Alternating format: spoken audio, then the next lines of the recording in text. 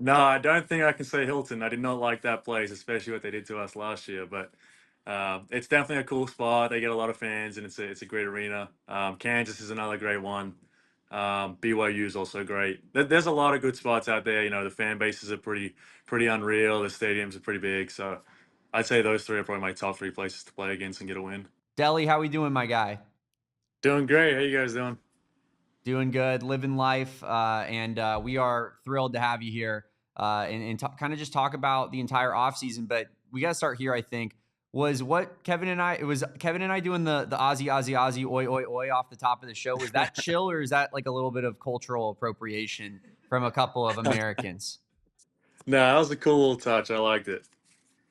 We appreciate it. We'll appreciate it. We're gonna get to more of talking a bit of the Australia side of things a little bit later. But I mostly wanted to start with, I think we'd be remiss to not start here. What every Arizona fan is talking about this offseason as it relates to you is the beard, but also the bulk, right? So Yep. like I was saying, all offseason, I believe that this process has been beneficial to you. Is this something you see as being a way to facilitate success for you this upcoming year? Was that like a focus point for you this offseason? The beard, mostly, I'm talking about. Yeah, so I'll start with the beard. It was just, a spontaneous thing. Didn't really think too much of it. And I think most guys just kind of let it grow and just don't really care much. And then eventually it turns into something. And that's kind of what I did. I've kept it just for the kind of why not sake. No real, thought behind it. But to the bulk, that's definitely been something that I've kind of had on my whiteboard and circled for a while. Since the end of last season, we lost to Duke and basically got with the coaches and the strength team and we basically put this plan in straight away. Didn't really take a break. Focused on what we needed to, and this has definitely been beneficial. It's taken a lot of hard work, but I think it's something that will only help me in the future. Yeah, Anthony, you were, obviously like taking a big step up in competition from, playing at Campbell to going to Arizona. How was that year one at Arizona? How did it feel for you? And did you experience like a huge like kind of like oh crap moment in the Big 12 being like, man, this is a different level of athlete than I'm used to in the CAA, or was it a little bit easier of a transition than maybe you expected? Yeah, it was definitely a transition. There's a lot of moments where you kind of, you may think you know what you're stepping into, and you kind of get a bit of reality check, or vice versa. Sometimes you think it's gonna be harder and it's easier, but the whole year was a learning curve. I think for a lot of people, we had, teammates like Tobe who had already been at the SEC level. Even he had moments where he had to figure out. Everyone goes through that, so just taking kind of what I learned from last year and many different aspects and kind of using that to my advantage this year with a bit more knowledge and a bit more understanding on kind of how our team wants to play and what Tommy wants and kind of how the league can kind of compare to us. You kind of touched on it already, but how do you look back on last season for you? How do you evaluate it in terms of your personal performance? And obviously, team performance is paramount. That is what matters the most. But obviously, in order to improve, you got to talk about what you were able to do. How do you look back on last season at Arizona for you? What were some high points and what were some areas of improvement that you identified? Yeah, I think it was a great year. Obviously stepping up from Campbell and a mid-major level, there's always going to be people thinking that, you should do this or should do that. But either way, I saw last year was a positive. I grew in a way that, if I looked at myself a year ago and said, this is where I'd be at, I probably wouldn't have believed it. So, stats and all that kind of stuff out the window, I think I took a huge step forward in my kind of development. And then obviously as a team, we did unfortunately lose in the Sweet 16, but I think we had, great moments. We may have started off slow. We kind of picked it up at the right time. We had a great, first year in the Big 12. We had a lot of great wins and a great team. So overall, I'd say it was a positive year. There's more room to grow this year. Hopefully trying to get to that Final Four. But all in all, I say personally and as a team, I think we had a great year. You mentioned that you wouldn't have believed that you'd be in this place if you asked yourself a year ago. Did when you were growing up in Australia, did you ever consider the pro route instead of the college route? Kind of how did you come to that decision to end up in America? Especially, I feel like at a school like Campbell, like I don't think a lot of international prospects, especially in a country like Australia that has the resources of a very good basketball league in place in that country would even make that decision to come overseas. So just kind of talk about what went into that decision for you. Yeah, it's a definitely a unique route. Obviously, college isn't huge back home, and a lot of people don't understand it fully. For me, it was a lot of, I call it luck. I kind of was coming out of high school. A lot of me and my friends, we didn't really know what we want to do. You want to play basketball, but you don't really know which kind of angle to take. Um, the main goal is always to try and get to the highest level. So for me, that was, let me see if I can play in the NBL back home, or if I can get somewhere with these pro teams and see where that goes. And that unfortunately didn't happen. I ended up just kind of posting my. I was playing a semi big V game, semi pro games. I was posting those on YouTube just for the fun of it to see if it would maybe start something. Um, and I would just post them and kind of put my stats in the comment section, and then literally one morning, some random guy called me, and it was my assistant coach at Campbell, and he was, building the relationship and saying, "Hey, we saw this YouTube clip. We think this and that." And from there, it really took off. And I took a visit the next week, and I committed, and that was my only phone call, my only offer, my only everything. And I kind of went there, took that, had no idea what any of it meant. I have no idea who my teammates were, didn't know where the school was, didn't know anything. Just kind of took it, and then yeah, it led to something great, and then it brought me all the way here to Arizona. That's interesting because there wasn't. It seemed like there wasn't really like a roadmap for you that you were seemingly following. You were just kind of going off of vibes, for lack of a better word, right? And that kind of leads me Yep. to one of our questions we had to ask you of like in Australia, like what is like the basketball roadmap like, and has it changed since your time going through it? And did you have any like influences in the Australian basketball world that you really looked up to and said, you know what, that's the path I need to follow to get to where I want to be? Yeah, I'd say the roadmap is a lot of people want to stay home. I think a lot of people want to try and get to the pro league back home and kind of work their way up through the juniors, get to that kind of 18 or 20 range, and you kind of get into the pro teams. You become a practice player, and you slowly kind of, develop yourself into a roster player, and that's kind of the career you make for yourself. For me, I kind of wanted to go to college, but it was looking unlikely at the time, and that's kind of what you said. It kind of just happened. I got very fortunate and lucky that that coach Monty Sanders saw my clips and was able to take me. But it's a unique route. Some people do college, some try and go overseas, some stay home. It really just depends on kind of what you have at the moment. It's a different exposure level than in the States where you have AAU and stuff, and that's kind of a little bit on the back burner back home. So it's definitely different. But I'd say now the basketball back home is growing tremendously, and people are really starting to take it seriously. And the pro teams are stepping up. They're recruiting high level guys, where they're ex NBA guys, and as a whole, the sport's really just grown from when I started till now. And while we're on the topic of Australian hoopers, who's the real Delhi? Is it you or Matthew Dellavedova? I think he's got it still. I mean, his name is legendary for what he did in his career. But I will say he's on the retirement path, so it's probably me coming up. If we're doing a power rankings, you're quickly rising the Delhi ranks, it seems, Yeah, yeah, I feel the same. What are some of your biggest influences in Australian basketball? Obviously, we bring up Matthew Dellavedova there, who was a phenomenon in his own right. Winning that NBA Finals with the Cavs, and I'm sure back home that's probably an even bigger deal than it was here in the United States, and it was a pretty big deal here. So, just kind of like, who are some of your I guess your idols, your heroes in the Australian basketball scene? Yeah, obviously Dellavedova is a big one. Guys like Chris Golding, I kind of watched growing up, big time shooter. Mitch Creek's another big name. Was a huge Andrew Bogut fan. I actually got to go to his academy when I was young to go have a training session with him, and that kind of got me started in basketball. So those guys have been pretty. Just watching them, a bit of they're kind of all different in their own way. So not really following them in a sense of I want to be like that, but more just kind of like I like the way they play and the things they do, and it was fun to watch. So those four, big names, and they definitely carved the way for basketball in Australia.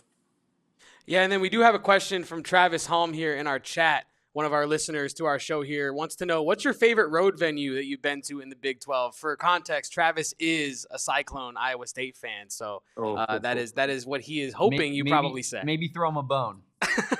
Uh, no, I don't think I can say Hilton. I did not like that place, especially what they did to us last year. But it's definitely a cool spot. They get a lot of fans, and it's a great arena.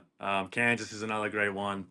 BYU is also great. There's a lot of good spots out there. The fan bases are pretty unreal. The stadiums are pretty big. So I'd say those three are probably my top three places to play against and get a win. Nothing beats home cooking though, right? Like McHale is just That is different. The true. environment there, the cactus has returned. I have it back here on the pennant. Like it's gonna be elite vibes. And speaking of home cooking, we got to talk about Australian food because I was doing some research. Damon was doing some research. We were. And we have questions. We were okay? very unaware of the Australian food scene, I will say, going into this. Pure place of ignorance. Had to do a good amount of research here for this interview. A lamington? Yep, Are they as amazing as they sound? Like a sponge cake lightly rolled in chocolate and then lightly rolled in coconut shavings. Yep. Sounds like heaven. Is it as good as it sounds? It is. It is really good. It's one of my favorites. That's more of the sweet time. We got Tim Tams. I actually got a bunch of Tim Tams in the house right now. Called that, Damon. Yeah, Vegemite. Coach actually, he's a huge Aussie foods fan. He has a bunch of party pies and sausage rolls that he gets ordered in and he gives them to me. So we What is share a that sausage kind roll? of. It's basically just sausage meat wrapped around in pastry, and then fried. Yeah, I'm in. I'm in. I'm in. And then Damon, you discovered something you wanted to ask him about as well, right? Have you ever tried kangaroo? Because kangaroo steaks were popping up on the old Google search, and I was like, is this like a real thing that is popular? I haven't had it. I don't know many people that have had it, but I know it is popular. I figured. I figured that was like a thing that it's not. I don't think it's on menus as regularly as you would think, but you can definitely go find it if you wanted to. Yeah, that makes sense. That's kind of what I assumed the answer was going to be, but Yeah. it's one of those Google things where it's just like, they're eating kangaroos and koalas out there in Australia, like just stupid stuff like that. But I did real quick want to get back to the Arizona side of things, and you just talked about kind of just that pinch me moment. Like what does it mean to play at a program as big as Arizona basketball? It's unbelievable. I mean, obviously starting at that mid-major level, that's kind of your everything, and then you progress through that, and then you get to a spot of Arizona, and you're like, this is everything you've wanted and dreamed of, and they give you everything you can ask for. You basically get what you give in, kind of thing. So from everyone that we have in that program, coaches, teammates, equipment staff, like everyone is 100% in. That's my favorite thing about it. It's you don't have to look elsewhere to get things. You don't have to worry about outside, whether you got to get your own guy for this or that. They all take care of you. So that's probably my favorite thing about being at a big time school like this is that they just really care about you kind of on and off the court. And obviously, you're wearing that name across your chest. It means you're representing, the city of Tucson, you're representing Arizona, like you're representing a lot of people that kind of, die for the results of Arizona sports. So I really, I'm honored to, be in that position I am now. Yeah, Kevin alluded to it right there with the jersey pop, which you of course pulled off. I believe it was in the tournament, right? That you pulled the jersey pop out, but had that going through you get pretty amped up when you start hitting some shots. What kind of is the thought process going on there? Is that like a predetermined, like if I hit a big shot, I got a celebration ready to go, or is that more of like a just completely in the moment? I'm fired up and I'm getting everybody else fired up with me. 99% of the time, it's just I'm going crazy and I'm just not thinking. And then I will say that jersey pull was for that, like kind of how I just explained. We talked about that, and we used to have an old coach that was big about that.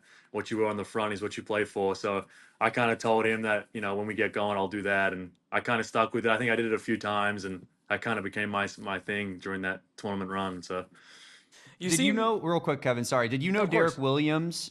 Like that was like his thing. Like, have you seen any of those pictures? Because there's a bunch of pictures out there of Derek Williams like in the tournament popping it, and I was wondering if that was like an inspiration thing or if that was just an Anthony Dell'Orso special. No, I'd never seen that, but now that I know that, I'm gonna have to keep that going into this year. Yeah, love it. Absolutely love it. Love to see it. And then also, like, I wanted to know about the energy levels. You seem like you're a chill guy right now, just hanging out with me and Damon. And then on the court, you like you said, you kind of black out in a way. You're not really thinking. You're just kind of celebrating, going wild. Do you have a high energy vibe to you? Just doing everyday activities. Like, are you just shooting stuff like socks into the laundry and just popping the jersey, running down the hallway, going ah? No, not at all. I'm very, very low key, very chill. 99% of the time, and then the game day comes around, and just everything kind of hits you at once. You got a bunch of things to focus on, and then I just kind of that's my I guess that's my area where I'm allowing myself to kind of let it all out. So, but no, like you said, right now is how I am all the time. And then before we get you out of here, I did want to get back to some upcoming basketball topics, right? This incoming freshman class is highly touted, and for good reason. It's extremely talented, right? You got Koa Pete, Braden Burries, Bryce James, Dwayne Aristote, Ivan Karchenkov. The list goes on and on. CD Gay, Mobile Mawut, right? That incoming class on paper seems to make your job as a sharpshooter even easier, right? Being able to come off the ball and have more open space, have less focus on you defensively and more focus on some of the other guys on this team, right? Do you read that the same way? And what's been your early evaluation of this incoming freshman class? Yeah, the new guys we got are great. I mean, they're extremely coachable. Wanting to get better, wanting to, listen and take advice because, that's the biggest thing I think everyone needs is that coachability. So they're great. They definitely, provide things that, we couldn't ask any more of. They can shoot, they can dribble, they can pass. They can play multiple positions.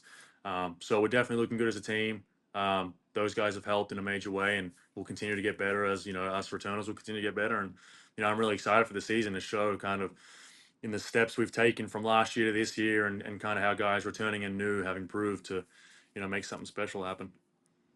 Yeah, we are fired up as well, ADO. And last question before we get out of here. What was your favorite game from last season? Because there are some that come to mind. Obviously, you had the jersey pop. You had a lot of the fired up celebrations. You had the 20-point outing against Colorado, which, if you remember that game correctly, as Arizona fans, like struggling a little bit offensively until, Delly kind of pulled us out of that funk and you were going crazy in that one. Was there one that comes to mind in particular? A lot of great games. BYU at BYU was fun. I love road wins. Probably the most iconic is Oregon in the tournament. That's probably one of my favorites. I mean, just the fact we didn't start great. We had a plan and got punched in the mouth, made a new plan, and then just stuck it out. And, the way we ended that with, Caleb hitting big shots, guys getting big rebounds, I hit free throws. And it was just kind of this, it felt like a great team win, to get over that hump of, are they really going to lose in the round of 32 or are they going to prevail to, go play Duke again? So, that was probably my favorite moment, just being able to, beat Oregon like we, used to in the Pac-12 and get back to that Sweet 16.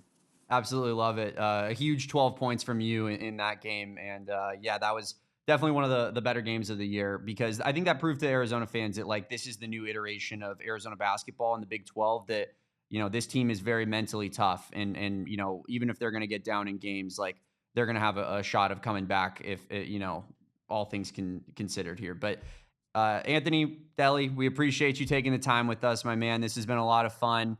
Felt like we learned a lot about your journey from Australia to Tucson, and we are absolutely fired up to see you do the jersey pop celebration a little bit more this year. We're also fired up to have some Lamingtons, just with the boys. Oh, yeah. Absolutely. Appreciate you guys having me. Yeah, have a good one, man.